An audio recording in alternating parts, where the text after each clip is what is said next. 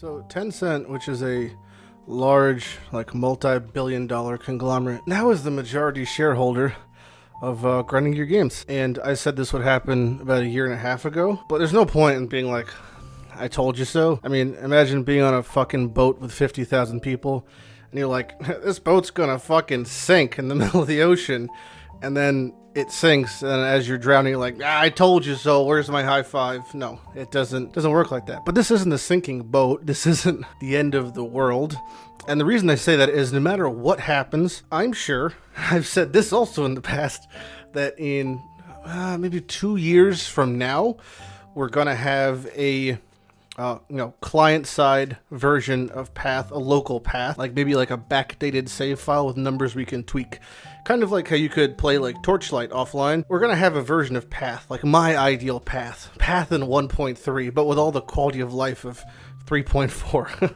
That's gonna happen. And you're gonna have mods, and you're gonna be able to play with your friends, and there's gonna be no real prestige because since it's client-side, you're gonna be able to cheat. It's gonna be okay. That's the ultimate thing to say here is it's gonna be okay. So Tencent owning a lot of Path means a few things. One, there's gonna be changes, and a lot of them has already happened. I would say that Path of Exile's business mindset basically been shifted drastically since the release of Act 5, 6, 7, 8, 9, 10. If you don't think so, maybe you just haven't played Path long enough or haven't really seen the full scope, but their whole business plan has changed. Now, pushing MTX, prioritizing MTX. I mean, I've had my gripes with them making buyable microtransactions over existing 3D arts. That's one thing. Let's set that aside. But then you have something that was released when Path of Exile China was announced a year ago. You could buy back a death for roughly $23 US.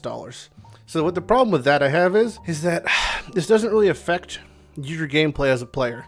If you feel like, you're playing and you spent all this time and the game crashes because it's still a shit client, X years down the road, then yeah, pay $23, buy back a death, get your experience back, who gives a fuck? The problem with that is that if racing, which is a big part of Path of Exile, and I don't mean racing as in race leagues, those have been left dead in the water. I mean racing when a league starts, first to 100. Like the real races. When that shit happens, if you were able to buy back a death in softcore, that is gone. All the prestige, all the whatever, the pizzazz, gone. Thankfully, the majority of people who watch that and who are pushing for 100 that are streaming are playing hardcore. So that's irrelevant for that. But what that does lead to is, I would say, a pretty obvious slippery slope is, it starts with buying back a death. Maybe it progresses to buying an advantage in a league of some sort. Maybe an experience booster. There's a good example. League has that, tons of games have that, tons of Tencent-based games have that. You could buy an experience booster. I bet you that happens in the future.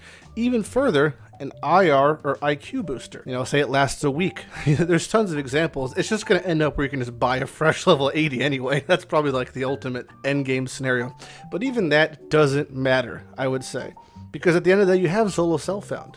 No matter what they fucking do, I think that solo self-found hardcore, which in my opinion at the moment is the truest form of Path, is probably still going to be okay. Now the problem a lot of people have with this is that they feel that when they support the game, now only about 20% of their support's going to, the actual POE team, and the other 80% is going to a mega company in China, somewhere in fucking bumblefuck China. And that's true.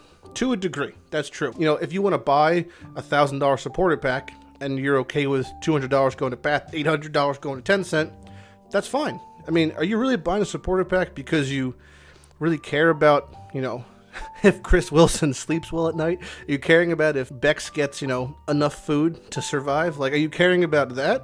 Or do you just like that dope-ass MTX and I was like, fuck it, I got a $1,000 MTX, fuck you, I'm cooler than you? That's okay too. They're both okay. If you really are worried about supporting Path and you feel like you can't do that now, I'm sure, I don't even have to look, I'm sure their address is online. Grinding Gear Game Studios address is probably online. Send them a letter. Send them a cake. Buy them a pizza. There's tons of things you could do to support them directly. Go to PayPal and just fucking send $100 to ggg@support.com. Like, there's tons of things you could do, so I don't want to hear the excuse of I can't support them anymore. It's just I can't support them and still get my sexy MTX out of it. Well, that's something else. Now, the thing that concerns me personally about Tencent acquiring most of Path is that China's view on, I would say, botting, cheating, map packs, any sort of cheaty type thing, is like a very different view than the rest of the world has. It's almost like the burden, which in reality is on the company to prevent that from occurring, is solely on the company, not only like logistically, but morally.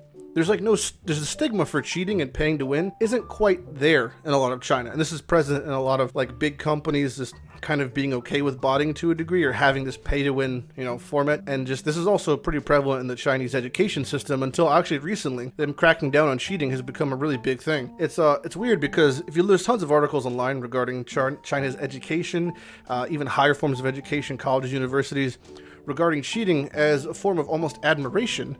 It's like a form of respect because you're like copying someone's work. It's not plagiarism. I'm respecting your work by copying it, which I guess to a degree it's just like a cover band, It's a thing that's out there.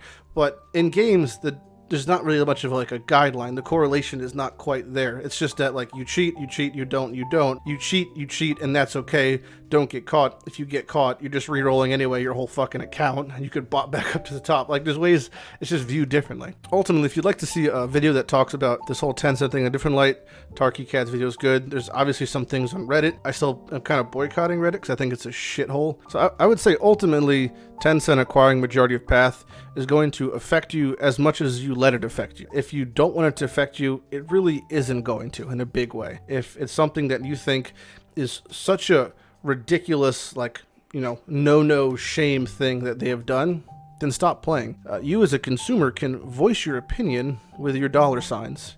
Stop playing, stop supporting the game. It's a free game.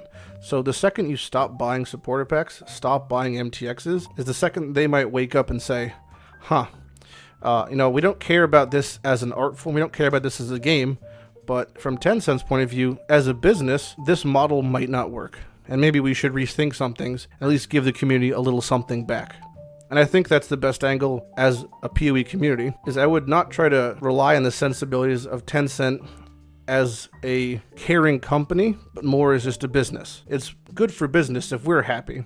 So voice your unhappiness if that's what you really feel. If your dollar signs follow, then you might get what you want. Let me know what you guys think. I'm Matt Lighty, and have a good day. Goodbye.